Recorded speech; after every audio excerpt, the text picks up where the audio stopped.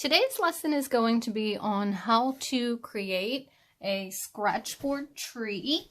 Now we're going to be talking about texture and implied texture. So implied texture means that whatever you draw looks like you could feel it. For instance, my tree that I have here, it looks like the bark is rough. So if I close my eyes though and I feel it, I can't really feel anything. But if I look at it, it looks like it's rough. So that's called implied texture. There's also something called tactile texture, where you could actually feel the surface. And artists use that technique on sculptures. But for now, we're going to be using implied texture on a drawing. Now, the first step is to get your tools ready. So I have my piece of Scratchboard here. And I also have some scratch tools.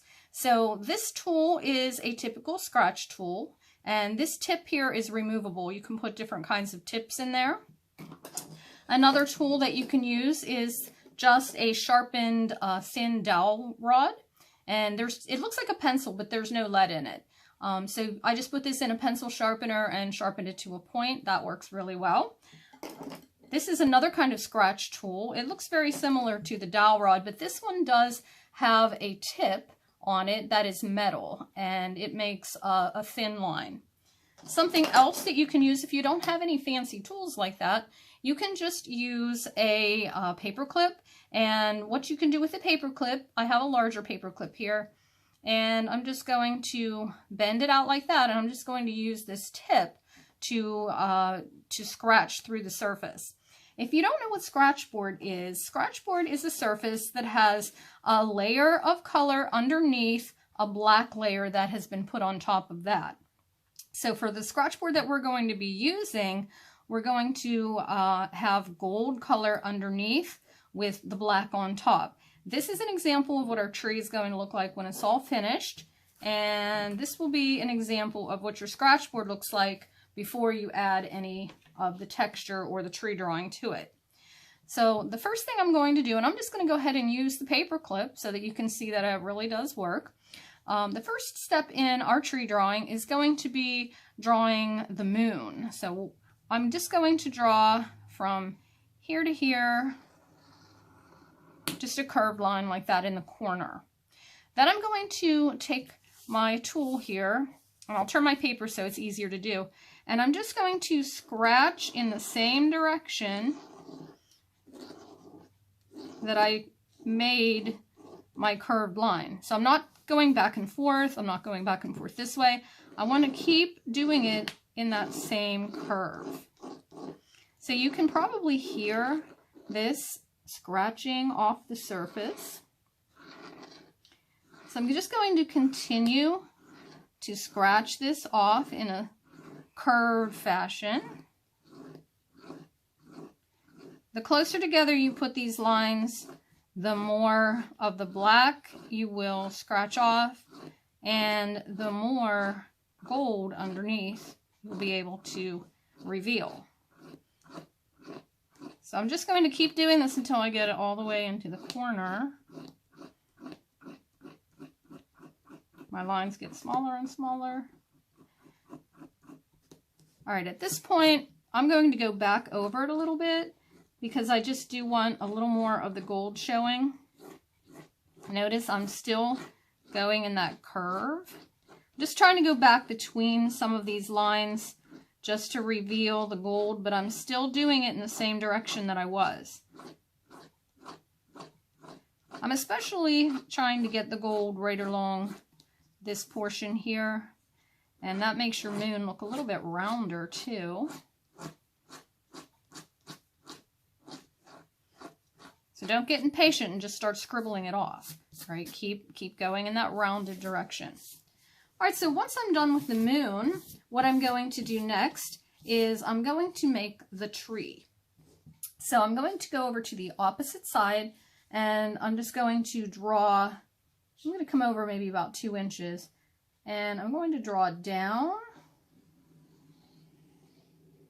and then about 3/4 of the way down, I'm going to go over. Kind of like an L. Go down, curve it, and over. So it's like a curved L. And then I'm going to go back. I'm going to skip down maybe about an inch. This is a smaller branch, so I'm going to go over. When I get back to where I stopped the tree, I'm just going to curve down like that. So this could have been one long line right there. The next thing I'm going to do after I have my basic tree done, I'm going to put some knots in the tree. And these are like ovals, but they're an oval spiral. So I'm going to act like I'm going to draw an oval, but instead of closing up the oval right here, I'm going to pass it up and keep going around and around and around until I can't go anymore. I can put an oval up and down this way. So the oval here goes in the direction of the branch, which goes horizontally this way. And then vertically, I can put some ovals this way. And they can be really large or they can be smaller. So let me just move this. I'm going to make this one pretty big. And it's okay if it skips a little bit. And keep going around and around till I can't go anymore. What you can do after that is you're going to come in with some lines. So I'm going to come in with my line like this, and then I'm going to, before I get to my oval, I'm going to come around it and then back over and then down. And then I can come in with another line and go around it, down and back down. Now, I don't like to just have a series of lines. I like to stop and then maybe come in with a line over a little bit more. You can actually add these little spirals wherever you want them. And then you just go around them. And then you can go back between your lines. So my lines are kind of broken up. They're not always just straight lines. So like right there, I can only do part of a line, and I'm just going to fill in these areas with partial lines. Now I can come in on the other side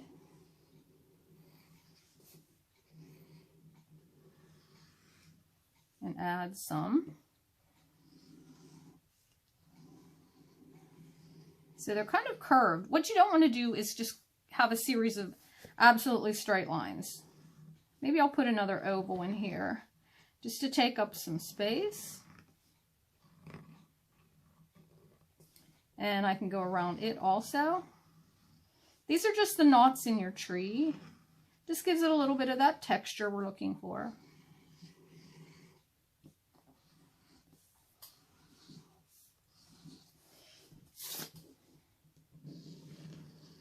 So you see how I'm going around the knots. I can also go this way for this one.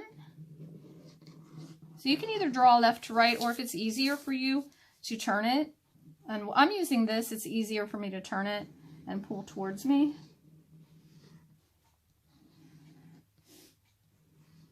And I'm just going to fill in those little areas. So you've all seen wood, what wood looks like. So that's basically what we're doing on our tree. Once I have my lines on there, now I'm going to go back in and just add some more lines between the ones that I already have. So you can see on my final tree, there's a lot of lines. So I'm just going to go back in at this point now, and between some lines, I'm just going to add some more. So I get a little bit more of that gold texture underneath. I can go back into my ovals and add some more lines, my spiral. You can also just make some of your lines thicker if you want to. So if you don't see a line too well, you can go back over it and make it a little thicker. Maybe I need another line right in here, I think. Definitely, I think I need to add some lines right here or make these lines thicker. Add a little bit more texture right there. Maybe in here. And again, they can be broken lines. They don't have to go the whole way from top to bottom. So wherever I think that I could put fit another line, make this look like a wood texture. And at the same time, remove enough of the black so that you can actually see my tree lines. Maybe a little more right in there. All right, so you got the idea. I'm just going to continue to do that until I have my texture where I want it. So I think my tree texture looks pretty good right there. So now what I'm going to do is this moonlight would be hitting the tree. It would be hitting this side of the tree, the top of the tree. The limb here would be shading this tree a little bit under here, but maybe right here it would pick up a little bit more moonlight too. So the final step that I'm going to do is just take this and I'm just going to scratch off a little bit more of the black right along the edge of the tree.